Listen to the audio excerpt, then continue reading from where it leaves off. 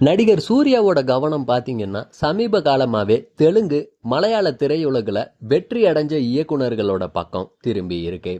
அந்த வகையில் சமீபத்தில் ரிலீஸ் ஆகி மிகப்பெரிய வெற்றி அடைஞ்சிருக்க விஸ்வநாத் அண்ட் சன்ஸ் படத்தை தெலுங்கு இயக்குனர் வெங்கி அட்லூரி தான் இயக்கி இருந்தாரு. அடுத்ததா சூர்யா நடிப்புல உருவாயிட்டு இருக்க படத்தை மலையாள இயக்குனர் ஜித்து மாதவன் இயக்குறாரு. இதை தொடர்ந்து தமிழ்ல சில இளம் இயக்குனர்கள் கூடயும் சூர்யா வேலை செய்ய இருக்காருன்ற மாதிரி ஒரு நியூஸும் போய்கிட்டு இருக்கு. அதே சமயம் தெலுங்குல பிரபல இயக்குனரா இருக்க திரிவிக்ரம் ஸ்ரீனிவாஸ் சூர்யாவோட படத்தை இயக்கணும் அப்படின்ற தன்னோட ஆசைய சமீபத்துல ஹைதராபாத்ல நடந்த விஸ்வநாத் அண்ட் சன்ஸ் படத்தோட வெற்றி விழா அப்ப வெளிப்படையாவே சொல்லி இருக்காரு.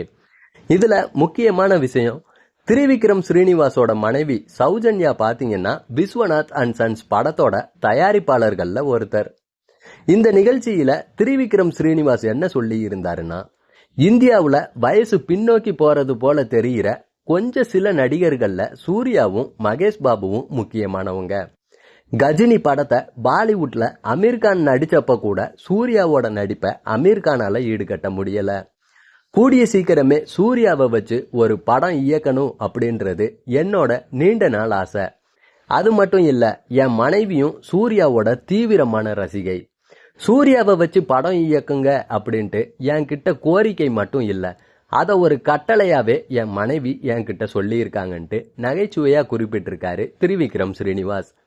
கூடிய சீக்கிரமே திரிவிக்ரம் ஸ்ரீனிவாஸ் சூர்யாவோட கூட்டணியை எதிர்பார்க்கலாம். இந்த கூட்டணி அமைஞ்சது அப்படின்னா ஆச்சரியப்படுறதுக்கு ஒன்றும் இல்லை. இந்த கூட்டணி அமைஞ்சதுன்னா எப்படி இருக்குன்றத நீங்க நம்ம கமெண்ட் பதிவிடுங்க.